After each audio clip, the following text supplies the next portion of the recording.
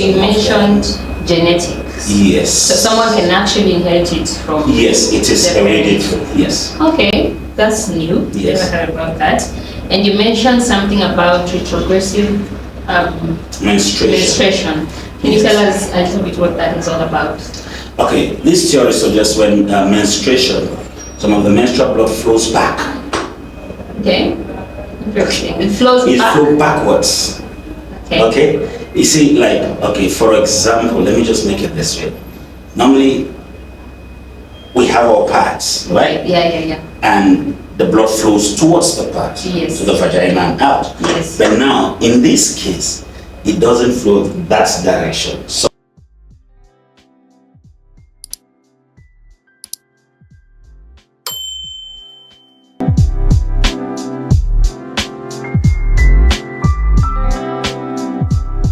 Hi guys, welcome back to Roseby Group Limited YouTube channel. So we're here today and we're starting this podcast by the title, The Other Side of the Mic. Now the things that we're going to be discussing on this other side of the mic are going to include lifestyle topics on daily basis, things that we go through on a daily basis, medical issues and all that. So today we have our guest in here who is Dr. Roy Kabelo-Simo. How are you? I'm good, thank you. How are you? I'm very fine, thank you. So he is the CEO and founder of Roseby Group Limited, Kenya, and also internationally.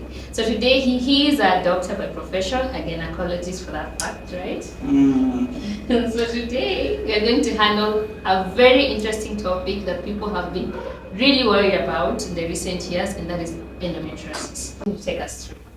Well, by the way, I'm in Kenya and I have to make it known that I have left gynecology for a while.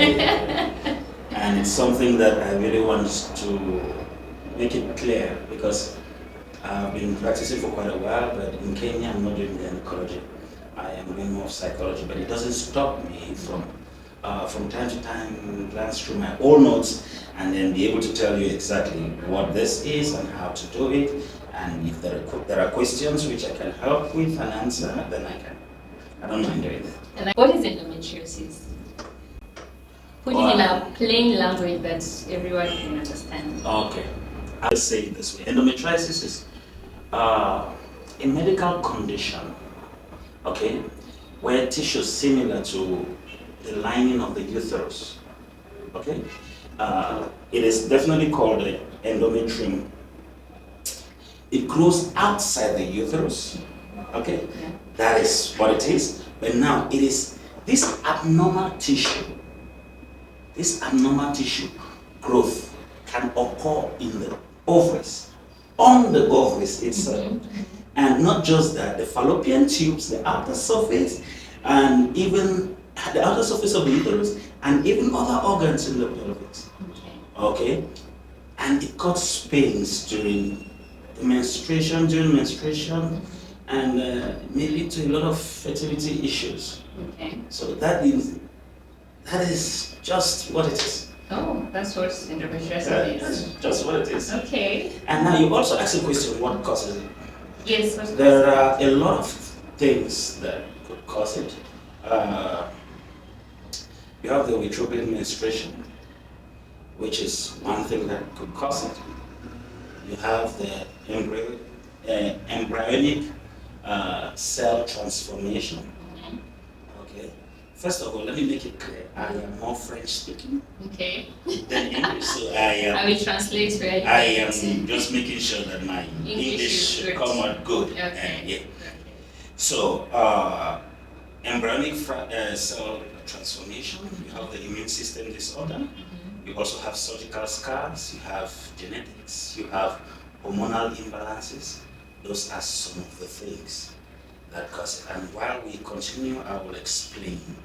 Also, you mentioned genetics. Yes. So someone can actually inherit it from. Yes, it is their parents. hereditary. Yes. Okay, that's new. Yes. Never heard about that. And you mentioned something about retrogressive menstruation. Can you Yes. tell us a little bit what that is all about? Okay, this theory suggests when menstruation, some of the menstrual blood flows back. Okay, interesting. It flows It back. flows backwards. Okay. Okay. You see, like, okay, for example, let me just make it this way. Normally, we have our parts, right? Yeah. And the blood flows towards the parts, Yes. to the vagina and out. Yes. But now, in this case, it doesn't flow that direction. Some flow to the direction, others flow back, and that causes a lot of pain. Oh, okay. Okay? Because the flow back was through the fallopian tubes and into the pelvic cavity instead of leaving the body. Can you say, like, it's the same way when somebody is pressed with urine and then you try to retain it and then You feel that pain in your bladder? In your bladder. Because it's trying to go it's back. Similar. And now this one is kind of different. The pain becomes sharp. That is why you discover most people during menstruation cry a lot. Most ladies during menstruation they cry a lot because this blood contains endometrial cells, which then implant and grow outside the uterus. Okay. That's it. Do you understand? Yeah. Now, it is one thing for it to grow where it's supposed to be and comes out naturally. Yeah. But when it goes back through the fallopian tube, you understand? Yeah. Into the pelvic region, and then it starts growing outside the uterus, it becomes a crop. Okay. That's new. That's very new. I've never had something like that before. Yeah, that's very new. Another question that has been so common, like the cases of endometriosis have been so common lately. So what do you think is the reason why there's a high rise in endometriosis cases now? Now, take note, I have said there are different reasons, which I have been able to name like 6 of them. Okay? And now I talked of genetics, that one is one-sided because with genetics you know that, okay, this is part of it. Yeah. It started from the beginning. Yes. So, though it could be corrected to an extent, but that is one part of it. Now, I talked about hormonal imbalance, which is the high level of estrogen that might play a role in stimulating the growth of endometrial-like tissues. Okay? Now, that is another one. I talked about surgical scars, like for ladies that have gone through surgery. Okay. It also plays a role. Like childbirth surgery? Possibly, yes. Okay. A C-section. Okay. You understand? Okay. And then it has different things. Even the immune system disorder is another thing that plays a role. So it's like you can't really place You a can't really specific specify the exact reason until you get tested. you get the right tests done and then you get to understand. Okay. So why do you think there's such a high rise in endometriosis cases in this current generation? Well, I think there is a lot of reasons why there is a high rise. And first of all, let's look at it this way. The rise of endometriosis cases in recent generation is attributed to several factors, including but not limited to improved diagnosis techniques. That is one of it. You have increased awareness, okay, and the possible environmental and lifestyle changes. Okay. Now, for example, you ask me a question, those in the village, how do they treat this and why is it that it's like this? It's different because some of the reason why the prevalence of the endometriosis appears to be increasing is just like, okay, first the better awareness. Okay, better awareness and diagnosis. There's increased awareness today. People are more informed than before. Today, somebody can just go to YouTube and see informations about things. Social media, like before, you need to first go straight to the doctor. But now you can just see. Then it's improved diagnostics tools too. Those are things that definitely, by the time you start saying, okay, there's this thing, you go to the hospital. Now it's not like in those days when you have to come and then start diagnosis will be different. Okay, now there is also delayed childbirth during family planning. Okay. As a result of family planning, that's delayed. One topic I'll just talk about next. Oh well, okay, yes, okay, and then you see, like, you see the later age of pregnancy is also a reason delayed childbirth. More women today are kind of delaying childbirth for career and personal reasons. So You can you be diagnosed with endometriosis later Yes, you can. You can. after childbirth? Yes, you still can. And there is the theory that people say that after childbirth your period cramps reduce. Yes, it also reduces for a while, depending the kind of lifestyle you live. Okay. Okay. Okay. There are some things I have come to understand in my time of practice that there are some kind of food Okay. that women or people take, even traditional foods that we consume that helps women Yeah. during childbirth, during endometriosis, During periods, yeah. pain, and so on, even with cases related to fibroids. Yes. You understand? Yeah. But now, there are different kind of foodstuff that you take. Some food has improved hormonal process. Okay. Some do not have. Some are naturally.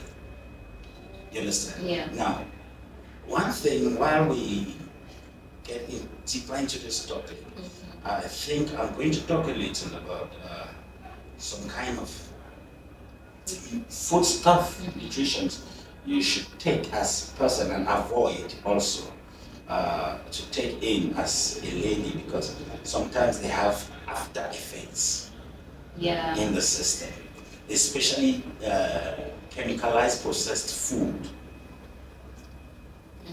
So some of those things are things we're going to talk We about. like processed food now. We love our processed food, so that's going to be a hassle.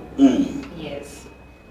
The later age pregnancy, which I was trying to say, some women who endometriosis is often diagnosed sometimes in women in their 30s and 40s.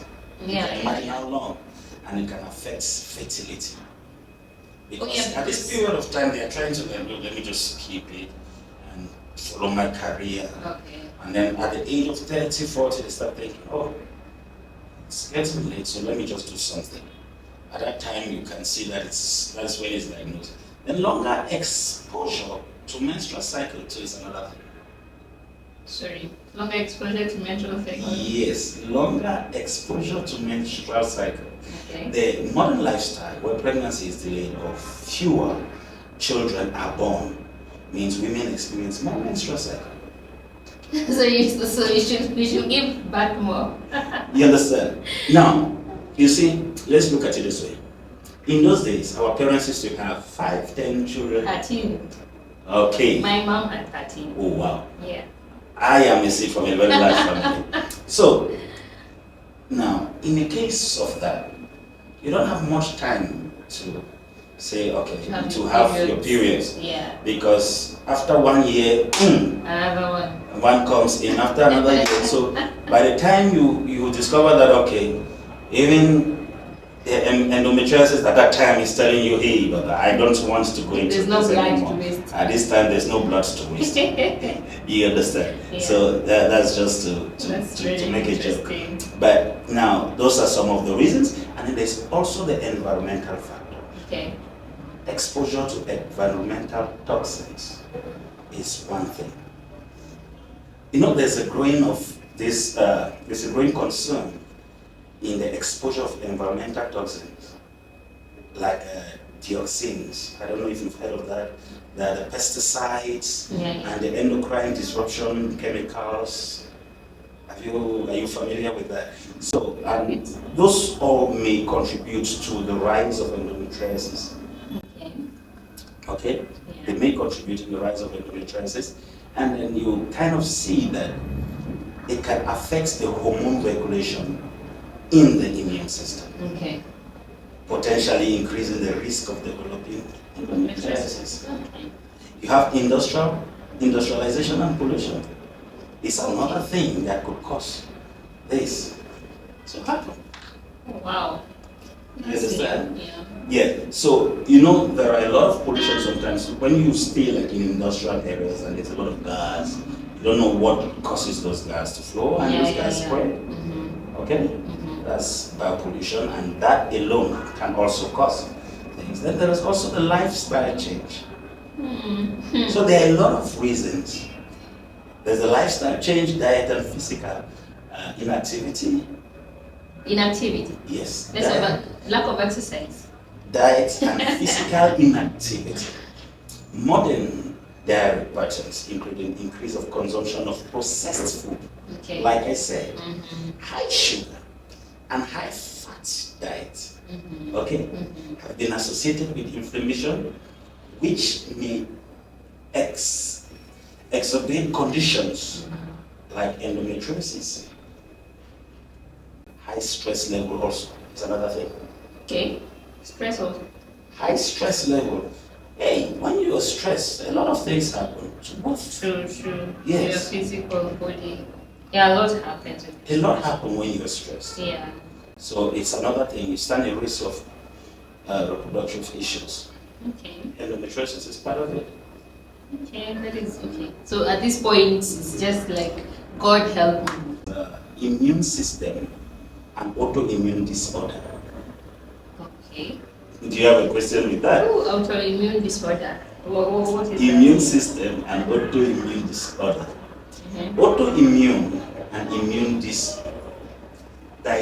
regulation, okay, is something that happens. Okay. Now let me take it this way. Let me explain it this way. Some researchers suggest that modern increase of autoimmune and immune system related disorders could be linked to the rise of endometriosis cases. Okay? Yeah. Now, a weakened and dysfunctional immune system, that's the explanation you need. A weakened and dysfunctional immune system may allow endometrial tissues to implant and grow outside the uterus. Okay. It's like you don't have a defensive mechanism to fight it. Something similar. Okay. And then now, there is also the change of menstruation patterns. That's a lot. Because it changes, but sometimes you travel, it changes. Yes. Stress levels. Yes. There's that also, you have earlier menarche and late menstruation and late menopause, sorry. Okay. Menopause also comes late. Okay, yes, menopause comes late. Normally, some people have menopause earlier. Like I had a patient whose menopause came. She was 28. Oh wow! So we had to try to see. That is when the other research came in, and we tried to see how to reverse the menopause, which is a topic we'll talk about another time. It's too much. Now you see, girls are experiencing menarche. That's first period. Okay. Menarche. That's first period. Some experience it earlier. And women entering menopause later also have their own effects. So this longer reproductive window means more years of menstruation. It's too much for the girl child. Which, thank God I'm a man, even though some ladies is the time that they are ladies. No, it's too much.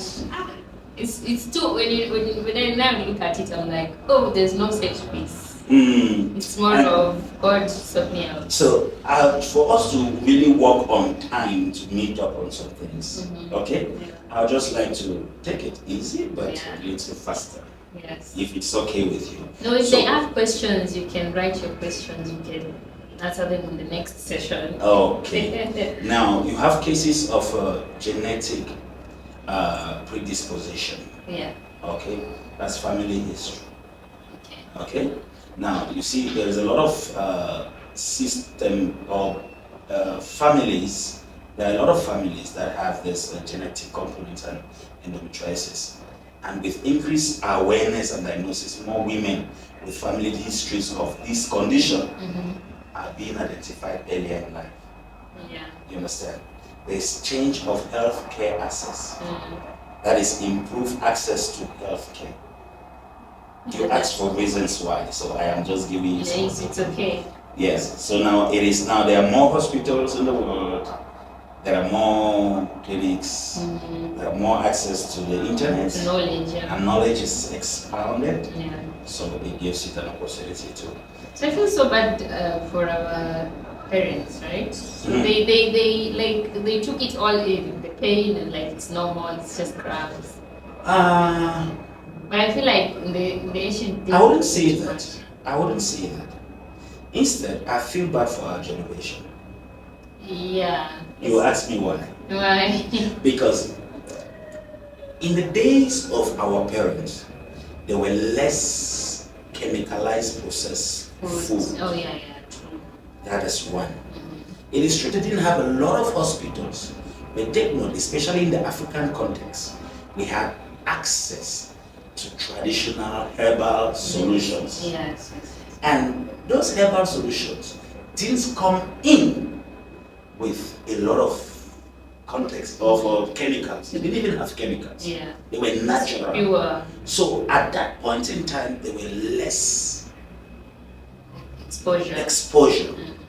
You understand? But in this generation, you see, okay, I have been opportune to study under a Thailandese doctor. He was 180 something years old. I don't know whether he's still alive. 80 something years old. And this man was smoking a lot, but he was not working with a stick. That's interesting. And he had 5 generations of children, all in the medical field. But they practice the Chinese Thailandese medicine, which is also more biomedicine, natural. I had an opportunity to learn when I was doing my researches. I had an opportunity to learn from them, and I understood a lot of things. It's one reason that I prefer sometimes to discuss medicine in a local realm. Because it gives me an opportunity to go back to our roots. And I don't know if it is okay, but I can use this opportunity to say something about Royce V Group Limited. Because with Royce V Group Limited, yes, we do psychology, we do events management, but we want to educate people. We want to re-educate our generation, our African youth, and even the older ones, to go back to their cultures, to go back to their roots, and understand how their forefathers did it. Because we have practically in this period drifted away from where we were to another culture that is not ours. True. So it is high time we go back. We know about our traditional treatments. We know about our medicine. We know about our food. We know about what is not natural. I tell people sometimes, I don't like ugali. It's not like I don't eat it. But when I go to the shop to buy it, I'd rather go and buy maize, and grind, and cook it. Buy the maize, grind, sieve, and cook. It's fine with me. Than going to buy the maize that has been kept in the store and has been processed. True. Now you don't know what preservatives were kept there. The liver is the sieve of the body. And whatever you take in, it sieves. There are some people who do not take medication these days. Because their liver is functional. But take note, every medicine you take, it has a content of preservative. And what do you preserve with those contents? Chemicals. Now, the accumulation of chemicals in your system is what destroys you. It's one of the major things that destroys you. You start hearing people having liver failure, people having this, people having that, attacks. You don't know how it happens. Someone just dies, falls down and dies. Now, these are all things. If it can affect one organ in the system, it can affect the other organs. If it can affect the reproductive system, it can also affect the other systems in the human body. So these are topics that it feels good to talk about. But These are good. They're good topics. They're good topics that people really want to. As much as there's the internet, there's a lot of materials and everything. People also want a perspective, like from somebody who has had experience from them, just to understand it from a different perspective. And I think this is a good platform for that. So we are going to have more of these talks. Oh, well, thank you very Yes. much. And you see, if I should add some things to it, you get to understand that there are a lot of treatments that has been neglected in our generation. Yeah. Our fruits do no longer work. Our organic products is just like neglected. They actually introduced a bill in Kenya where they want you, if you reshare your seeds, like you're planting seeds, let's say you plant tomatoes and you give me your seeds that are organic, right? They introduce a ban where if you do that, you can be imprisoned because they want to introduce what are they called? Genetic seeds. The genetic seeds. Well, and you see now they're taking away the natural things. Well, I am just a simple person who would like to encourage our men, our women, because even the men suffer cases of erectile dysfunction, infertility, low sperm count, and so on. Well, there's a high rise in It's a very high rise. Yes. And we cannot be taking away our generations. We cannot be trying to killing our youths. We'll talk about that. Weaken our systems. Yeah. Because naturally we are strong. Physical exercise, I'd say the longer it takes, the better. You understand? Now, physical activity, I say you should engage in regular exercise to reduce pelvic pain and improve overall health. Activities like walking, swimming, yoga, pilates can help to elevate pains and reduce stress. Now, pelvic floor exercise is another thing. Strengthening the pelvic floor muscles. The Kegel, is that the Kegel exercise? Kind of. Okay. And through specific exercise or physical therapy can also help manage the pelvic pain and also improve muscles function. Heat therapy, warm bath, okay? Taking warm bath and using heating pad on the lower abdomen can help relax muscles to reduce pain. Heat packs, applying the heat packs on the lower abdomen can also provide relief. Menstrual cramps for this. And then you have stress management, mindfulness and relaxation techniques. Mindfulness and relaxation, counseling and support groups, sleep hygiene. You sleep well? Adequate rest. Ensure you get enough quality sleep each night. Okay. Poor sleep can cause a lot of pain and stress, can exaggerate even the pain and stress you have. Maintain regular sleep routine and benefits. Okay. Yes. Okay, one more therapy. You have acupuncture, herbal supplements, which also are things that you can work with. You also have you need to maintain a healthy weight management. Okay. Now, for some people that has been diagnosed with this, it is necessary to maintain your weight management. There are some weights you must not exceed.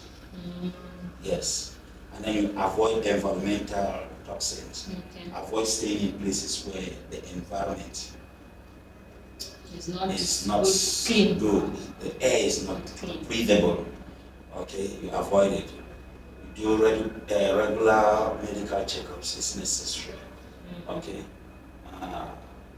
You also personalize approach, identify triggers, some things that you know trigger the situation. Okay. Yes, you have to avoid them.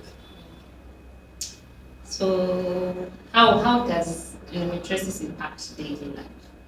So I know there are people that when they know their period is coming, just like, oh my god, my life is about to stop for the next few days, and then you come back again, and then like how I feel like it causes a lot of mental stress. Yes.